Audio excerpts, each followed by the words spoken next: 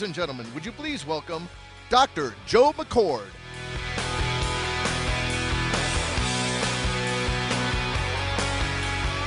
Thank you. Thank you very much. Thank you all for being here. 2 days ago, David called me and we talked a little bit about what I was going to say today. And we both agreed that many of you have heard me speak. Some of you maybe unfortunately more than once.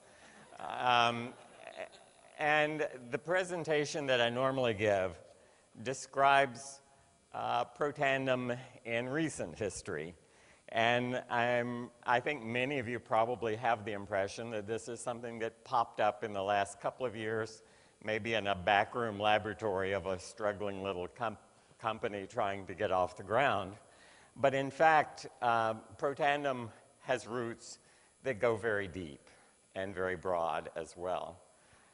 Protandem is the cutting edge of a big slice of science that has developed in the last 40 years.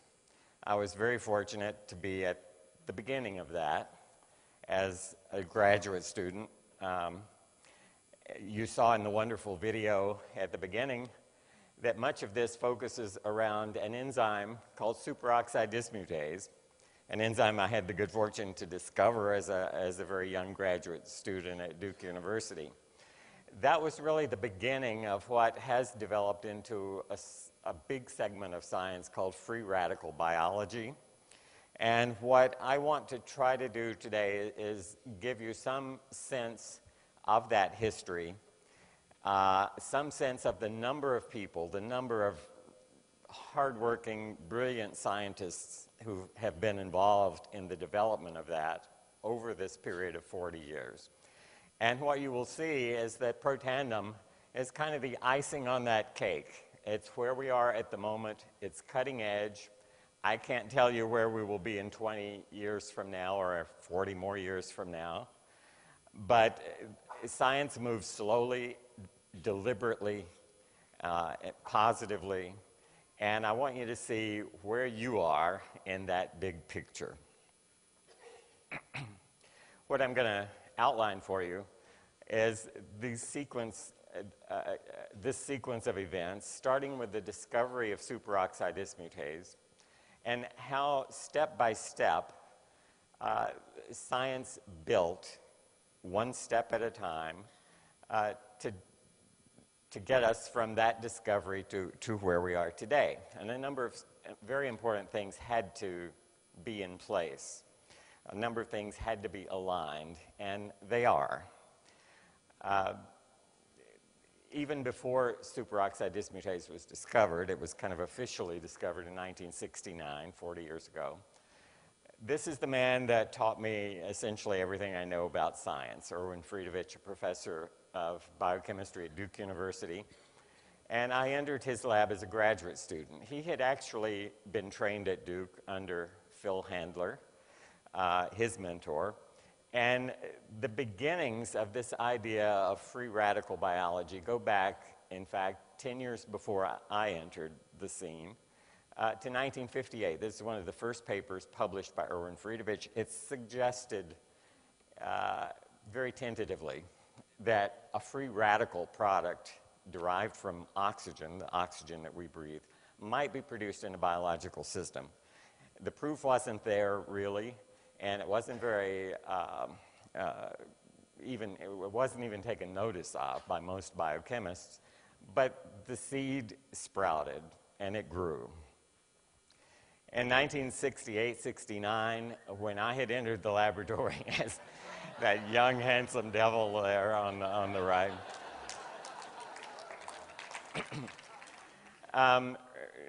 Erwin and I had the pieces in place. We realized that there was an enzyme in our bodies with the apparent sole function of catalyzing the dismutation, that means eliminating a free radical derived from oxygen.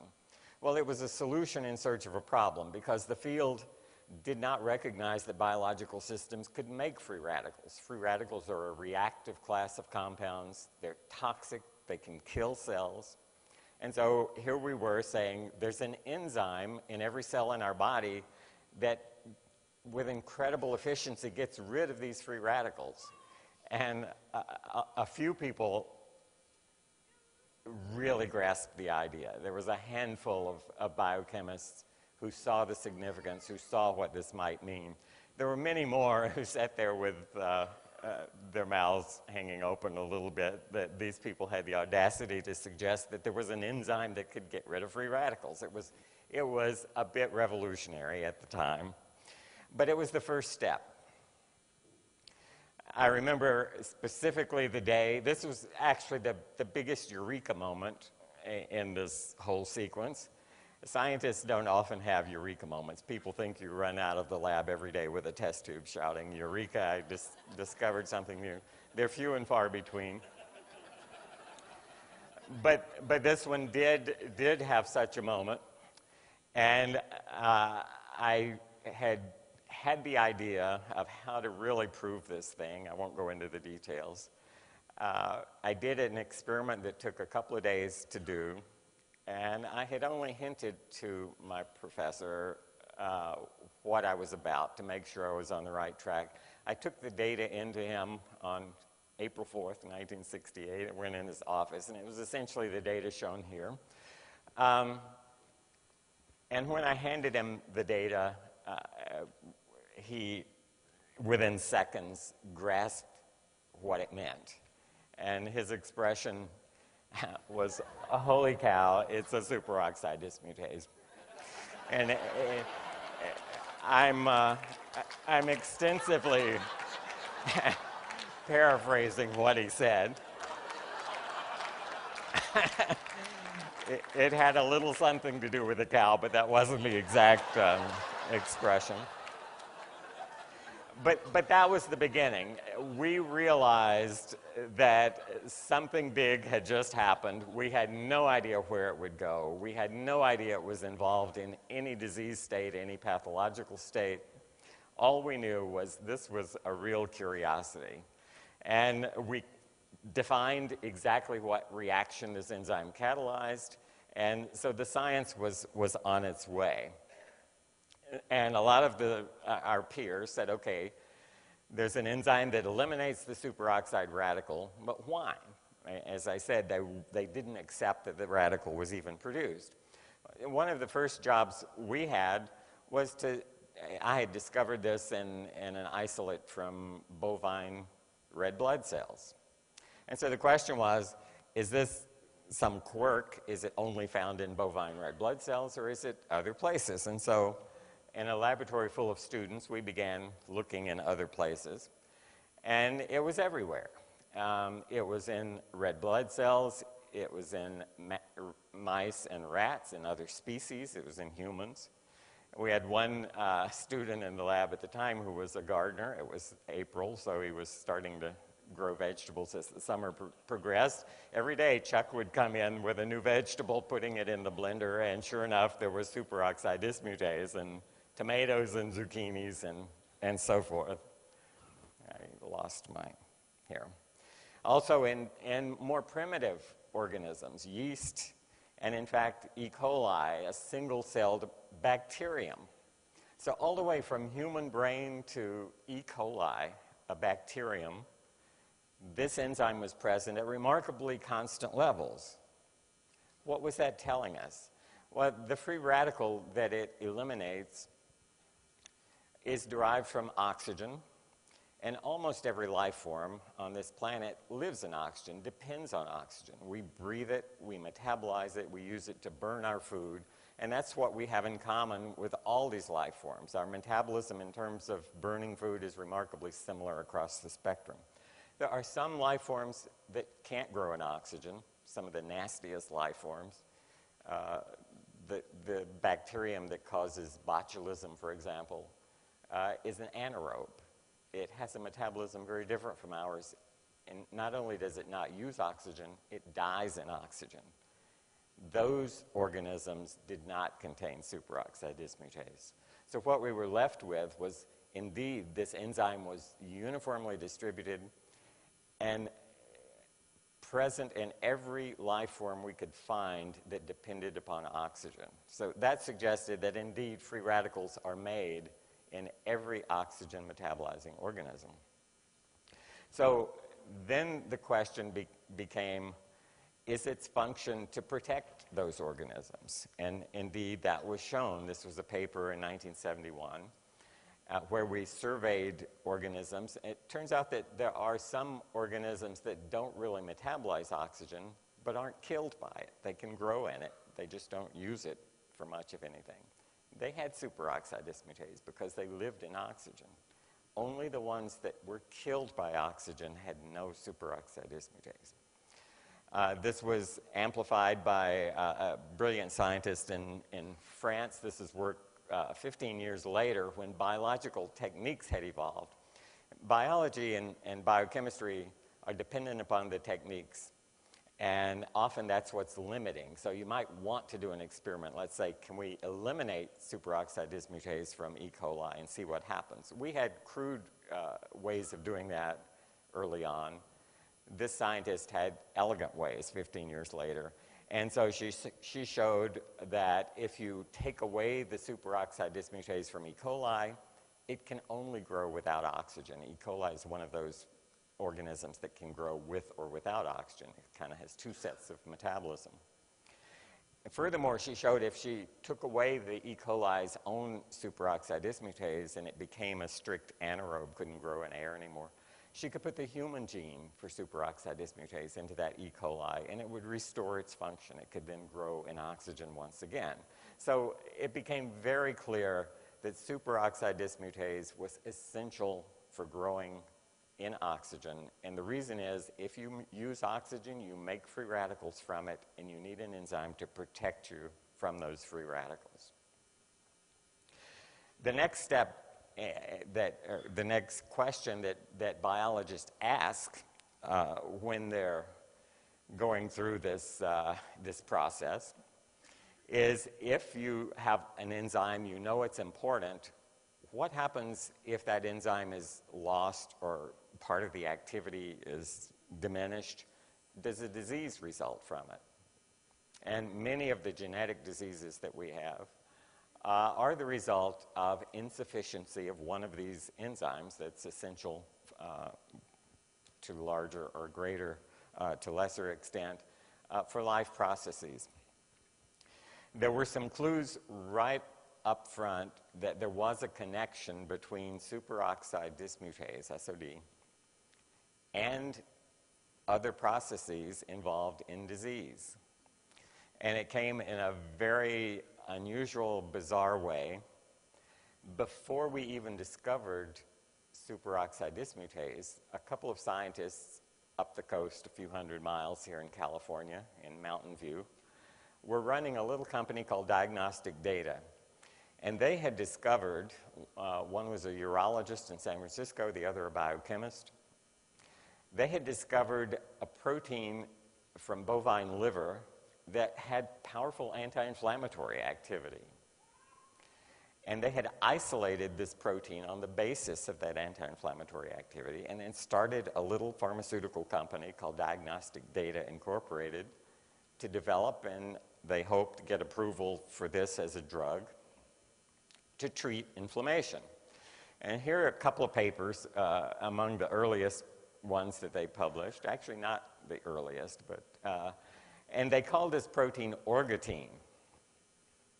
And it was used to treat inflammation in horses, actually in very expensive racehorses that have problems with inflammation in their ankles because of the trauma and the stress on those joints.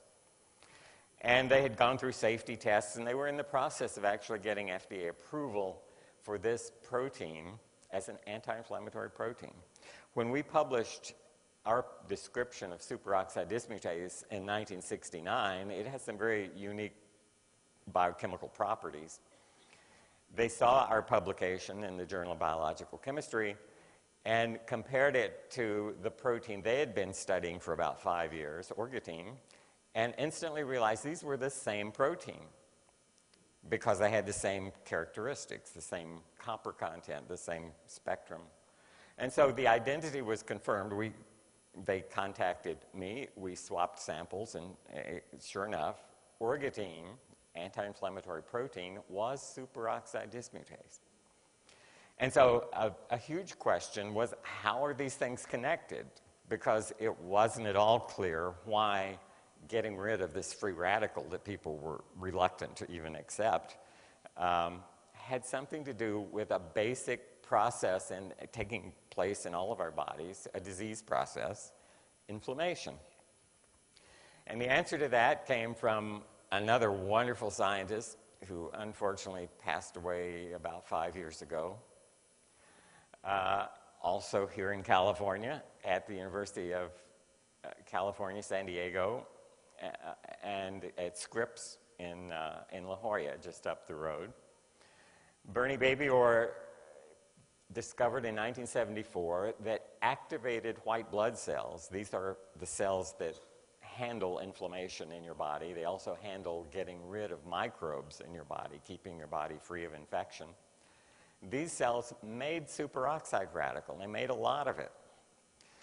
And what occurred to Bernie, and what turned out to be absolutely true, is these white blood cells make this reactive chemical in order to kill invading microorganisms. This is the phenomenon I've referred to, someone reminded me last night, of Mother Nature making a silk purse from a sow's ear. Or if life gives you lemons, make lemonade. This free radical that most of our cells were trying to avoid making had been put to good use by some very important cells in your body, the white blood cells that keep you free of infection. And so when those white blood cells encounter a microbe, a virus, a bacterium, they eat it like an amoeba eats something smaller than itself. They flow around it, engulf it, and they bombard it with this free radical. Well, the very process that keeps you free from infection also causes some problems for you, because we have diseases that are autoimmune diseases. Rheumatoid arthritis is maybe the best known of those. What happens in rheumatoid arthritis? The white blood cells get their wires crossed a little bit. Their job is to figure out what's part of you and what's not part of you. If they see something that isn't you, isn't self, they kill it, because they assume it's an invading microorganism, a virus, a bacterium. Because there are lots of parts of you to keep track of, we have autoimmune diseases when these cells get confused. They make mistakes. They see the lining of the joints in your body, and they think, I don't recognize that as self. I'm going to attack it and kill it. And they try to kill a specific part of your body by bombarding it with the weapon that they have, that is superoxide radical, that they use in other situations to kill microbes. Now it's directed at the lining of your joint. So you can see there's a crossover between immunity, keeping your body free of invading microbes, and inflammation, which is what happens when these wires get crossed a little bit and the artillery is directed not at the invader, but rather at self. This was an absolutely key recognition by Bernie. I immediately did a study. Bernie was considered with the immunity part of it. I wanted to show the inflammation part of it. And so I showed in this very brief study published in the journal Science that superoxide radical could degrade the synovial fluid in your joints. The synovial fluid is like grease in a joint in your automobile. It lubricates it. It allows the joints to move. It's essential for their function. When you have an inflamed joint, if you have an arthritic joint, that synovial fluid is broken down. What I showed is that the superoxide free radical made by these white blood cells could break it down. And the SOD could prevent it. It could protect that synovial fluid from being broken down. So pieces of the puzzle started to fit together. Subsequent publication, again, I'm not going to go into detail with these, but showed other functions of this interface between immunity and inflammation, with superoxide being right there in the middle of that intersection. bigger diseases and started to fall into place, notably cancer, one of the primary causes of death in the United States. And this was studied first by another scientist, Larry Oberle, who also recently passed away of renal disease that he had suffered with his entire life. Larry published a paper in 1979 with this title, Role of Superoxide Dismutase in Cancer, a review, and that got some attention. One of the sentences in the abstract, the first sentence there, lowered amounts of copper zinc containing superoxide dismutase have been found in many, but not all tumors. And that was the basis. This has been studied for another 20 years by Larry and by many other scientists. And so suddenly this free radical was now at the center of a major class of diseases, cancer. This is a remarkable paper published by Larry in 1993.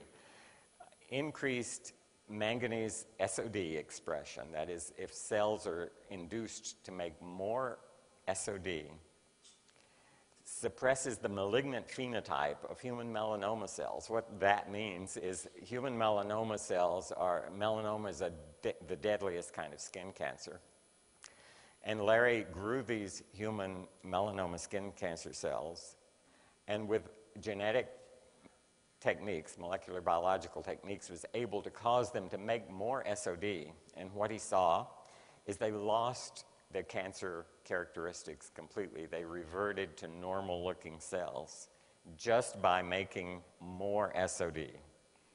All right, so again, superoxide dismutase at the interface of this hugely important disease process. And it didn't end there. Diseases, actually the primary killer of Americans is heart disease. And heart disease is, it does involve some inflammation. Many diseases involve inflammation, but it has another mechanism altogether different. You hear about blood clots forming in coronary arteries. That's what we're all terrified of. When that happens, the blood supply, the oxygen supply to the heart muscle is temporarily interrupted, at least to a portion of the heart muscle. And oxygen is cut off from that muscle. What physicians try to do, if you're rushed to an emergency room, the first thing is to restore the blood flow as soon as possible to get that tissue oxygenated again so it can keep functioning.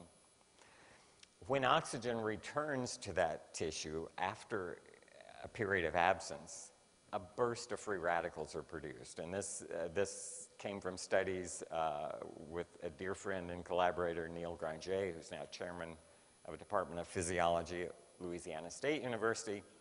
We did these experiments in 1981. Not with great foresight. Again, often experiments are kind of stumbled across, and this was no exception. And the model was not heart. The big organs that suffer from ischemic injury are heart when you have a heart attack and brain when you have a stroke. And the mechanism is almost the same, it's just the organ is different. Neil was studying intestinal ischemia, which again is a big problem. Any organ in your body can be affected by this kind of injury.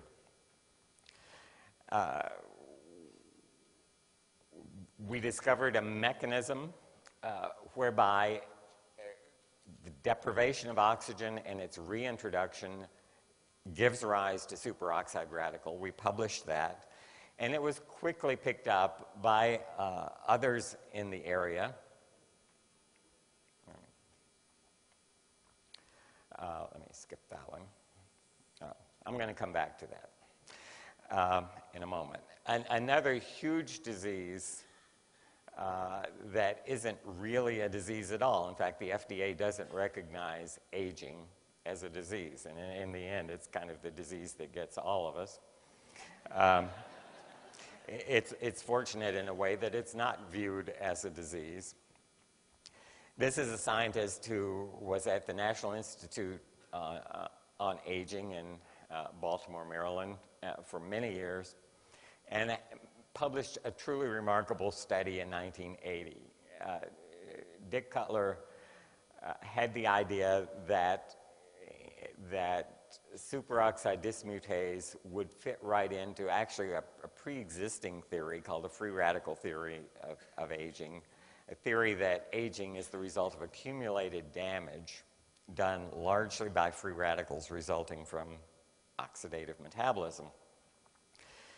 And Dr. Cutler measured the amount of SOD in the livers of about a dozen different species. Some of these species live only a few years, some of them live 10 or 20 years, some of them live like humans, maybe 80 years.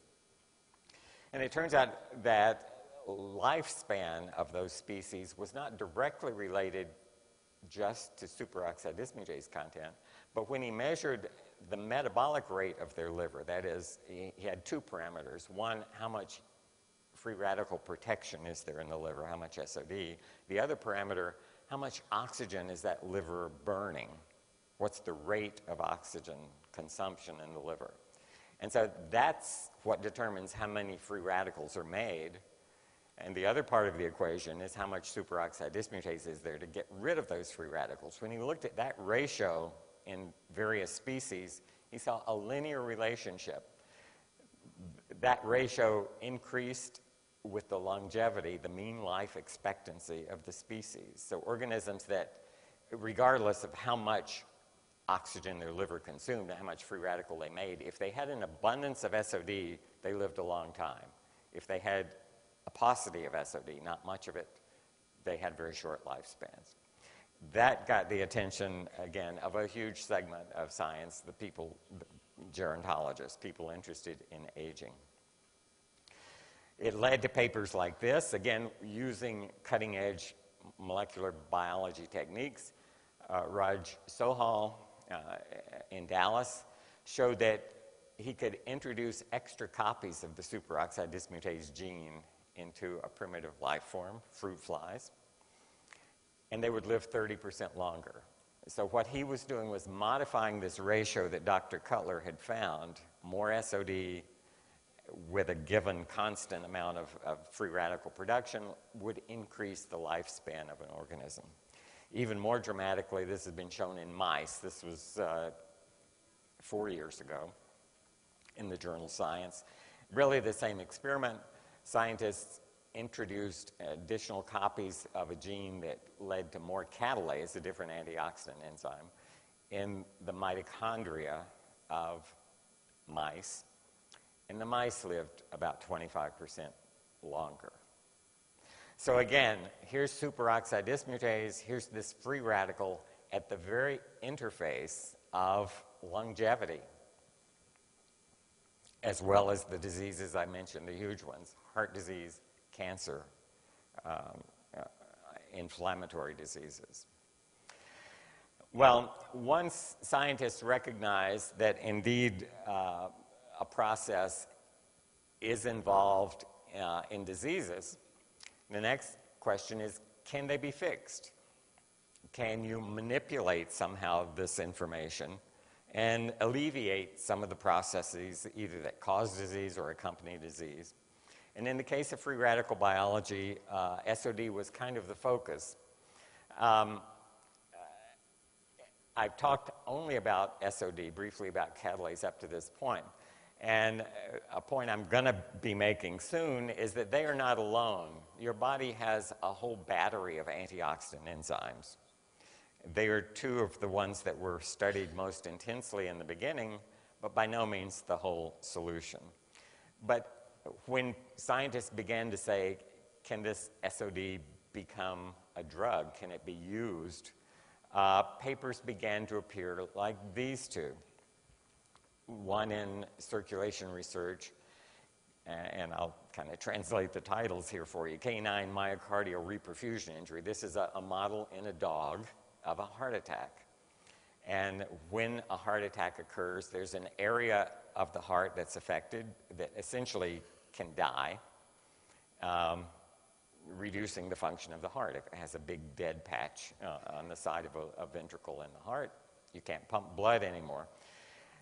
That infarct, which is the mass of tissue that dies, was reduced by the administration of superoxide dismutase and catalase. So here, using these two enzymes as drugs in a laboratory model of a heart attack, indeed, they reduced the effect of the heart attack. The second paper is very similar, using catalase alone to reduce the size of an infarct in a pig model, porcine model of ischemia reperfusion. Papers like this began to appear in many labs around the country. My own lab was doing similar things, and maybe at least a dozen other laboratories. In the fall of 1986, the American Heart Association held its annual meeting in Dallas. There was a session where paper after paper of exactly this kind of study was presented.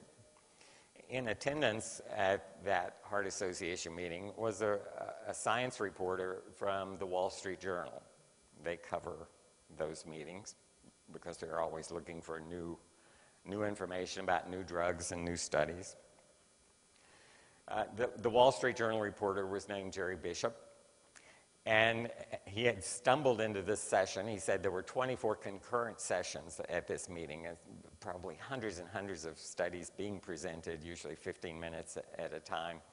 And in this session, he heard paper after paper talking about superoxide dismutase reducing infarct size after heart attack. And he said, what is this superoxide dismutase? So he went back to the Wall Street Journal, and he started digging around. And that digging led him to me because I was the guy who discovered this enzyme. And so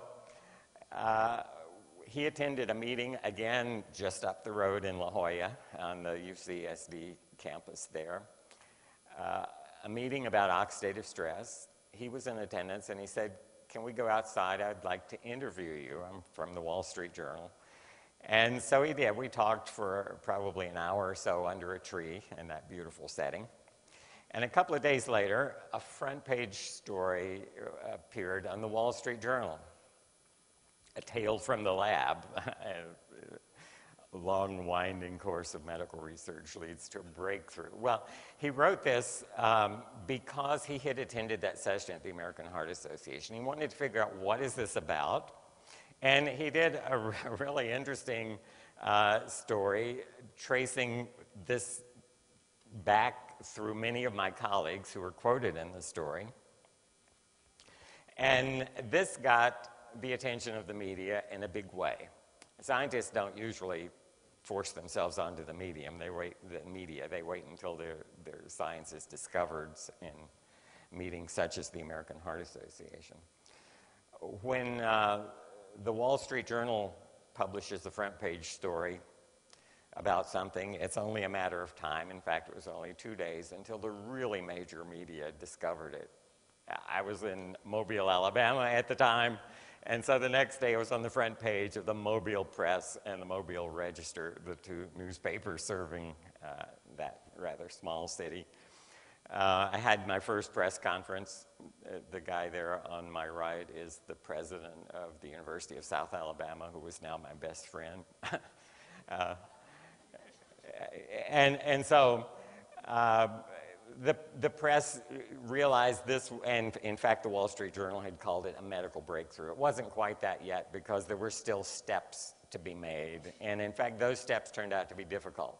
Often things work really well in a lab. They don't translate well when you try to turn them into a drug or turn them into human clinical medicine. And such was the case with SOD. The desire was there, let's cash in on this enzyme's ability to protect us from free radicals that are causing cancer, heart disease, stroke, all of those diseases. Still stumbling blocks. Many laboratories were trying to create drugs either using SOD itself as a drug, and enzymes make terrible drugs. They're expensive to produce. You often have immune responses. If it's a bovine enzyme, it's a foreign protein, you have an allergic response to it. all kinds of problems with converting enzymes into drugs. My lab took an approach of making it a better behaved drug. We genetically modified human superoxide dismutase, actually putting two genes together to try to get the best properties of both. Others took different effects. Creation of compounds that have synthetic compounds, drugs, that have SOD-like activity was a major thrust. Dr. James Crapo, who serves on our board of directors and who was a friend and colleague of mine going back to the early 1970s, has been instrumental over several decades trying to create drugs that have SOD-like activity. Again, in the laboratory, sometimes the results are dramatic, but this has still not made that transition into human clinical medicine and human disease prevention or treatment. But that continues. There are times when you need SOD activity acutely. Following a myocardial infarct is one of those times, and so there is a real need for a drug that's injectable, synthetic, something that could be made by Merck or Pfizer that would provide SOD activity. I mentioned that SOD and catalase are not the only players here. This is a slide that shows you the system of antioxidant enzymes. Everything shown in blue is an antioxidant enzyme. And if you look there, you'll see SOD1, SOD2, catalase. But there are lots of other enzymes that you may not recognize. They're not as well known. And this is the system our bodies use to maintain control over oxidative processes, things that begin with free radical biology, free radical reactions. So when you look at this picture, you say, well, you know, if we had a drug that had SOD activity, that might help because that's sort of at the beginning of this chain of events, but clearly it's not the whole picture. How wonderful it might be if we had a way of not just increasing SOD or just catalase, but that whole network of enzymes that our bodies use to control oxidative stress. And this is where protandem starts to enter the picture. And this is very late. I described so far about 35 years of science for you. And protandem came along 5 years ago at the very end of this sequence of events. And you might say, why did it wait that long? It's because we didn't understand how these enzymes were regulated. We didn't know how the body knew when to upregulate these. We didn't know the mechanisms that could be tweaked to cause the body to upregulate these enzymes. But that was now the question. So I've taken you actually into the 21st century. And that's where this issue suddenly becomes very attractive. And 5 years ago, two of the founders of a company called Lifeline Therapeutics that is now known as LifeVantage came to my office. And their idea was, can we put together a laundry list of antioxidant kinds of compounds that could upregulate this entire family of enzymes? And the answer was yes, or at least maybe. What I was presented with was a list of 41 potential ingredients for a product they wanted to call protandem. And I went through the list and penciled out rapidly about 36 of those ingredients because they were either not of interest or not likely to be effective. What I was left with was 5 botanicals. And the reason these were chosen is they had all had published science behind them showing that they might be able to induce at least SOD and catalase. And we put them together, we tested it in mice, and indeed it did work. What I'm eliminating here is a lot of the work that I've described and many of you have heard me talk about before, but I'll come to this. This is how these active ingredients in protandem address this problem of oxidative stress. In the upper right there is something called a NRF2 activator. That's a molecule of one of these active ingredients in protandim. The way that all 5 of them work is they activate a factor called NRF2 in the cell. How do they do it? When you ingest protandim, it finds its way to receptors on the surface of a cell. The big green oval is a human cell. And one of these protandim ingredients binds. It sends a signal across the cell membrane through a kinase into the cell. It modifies chemically that little red protein labeled NRF2, putting a phosphate group on. The protein is liberated by this blue protein that's been holding it in the cell cytosol, releasing it so that a little red protein can find its way into the cell nucleus, where the DNA resides. It binds to a segment called the antioxidant response element, a sequence of DNA common to all of those blue enzymes I showed you in that network of enzymes. That's the switch. The antioxidant response element is the switch on the DNA that says, express this gene, make its gene product. The whole family of antioxidant enzymes is then expressed in the cell. The concentration is elevated, and that cell now has greatly increased protection from oxidative stress. We published this in 2006. Many of you have seen this. This is a measure of oxidative stress in our human clinical trial where we tested these 5 ingredients in humans to see if indeed it could lower oxidative stress. Many of the participants in this trial were taking conventional direct antioxidants, vitamin E, vitamin C, the blue dots. And as you can see, those direct antioxidants were not decreasing oxidative stress with age. In fact, if you draw a line just through those dots, you see that in fact oxidative stress was higher in the people taking direct antioxidants, vitamin E, vitamin C. What happened to these same people when they took the 5 ingredients in protandim, they took the commercial product, protandim, for 30 days, and these are the results from those same people. So the 80-year-old on the extreme right, you can see had a high level of about 3 before protandim, reduced to 1 after protandim. And in fact, if we get rid of the old data and now just look at these people ranging in age from 20 to 80 years old, what you can see is that the increase in oxidative stress previously seen with age has been completely eliminated. And looking at this parameter in their blood samples, I cannot now tell you who's 80 years old and who's 20 years old because they all look the same. After 120 days, this was maintained.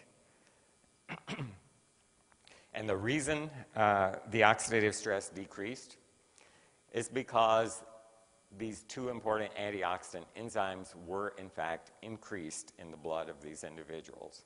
So all of that 35 years of previous data I showed you where scientists have struggled with ways of getting SOD into an organism in a laboratory, couldn't do it in a clinic. This pill with these 5 active ingredients sends a signal to the cell. Rather than trying to put in SOD and catalase, it's telling the cell, make more SOD and catalase. The cells respond, and so your entire natural antioxidant network is increased as a result of this signal to your cell's DNA. A paper published only a couple of months ago says why the formula, why protandim is special. There is synergy among these 5. If you look at the 5 individual ingredients, you can see here looking at one antioxidant enzyme, heme oxygenase. Not one of the 5 has a substantial ability to induce this enzyme on their own, but the 5 together produce an 18-fold increase in that enzyme. All right, synergy is defined as a result that exceeds the sum of the individual parts. And that uniqueness to the protandim composition has resulted in the issuance of U.S. patent. The composition is protected. It can't be knocked off. And it does some really remarkable things. In this 40-year period, more than 60,000 scientific papers have been published. Again, to give you an idea of the magnitudes, probably more than 500,000 pages of published studies showing the various roles of superoxide in more than 100 human diseases, some say 200. And you can see that protandim entered this picture in the year 2005, 2004, which is really the end of this. That's why I referred to it in the beginning as the icing on the cake. This is where the field is. This is the culmination of molecular biology that tells us how this thing works. And these are universities listed here in the top, where I have colleagues who have said, send me some protandim. What a remarkable tool for me to use in studying oxidative stress and continuing this 40 years of progress. And the list of diseases at the bottom being studied as diseases of oxidative stress is an amazing spectrum. And I'm going to end there, and thank you very much for your attention, and thank you for being a part of this. Thank you. Thank you very much. Thank you.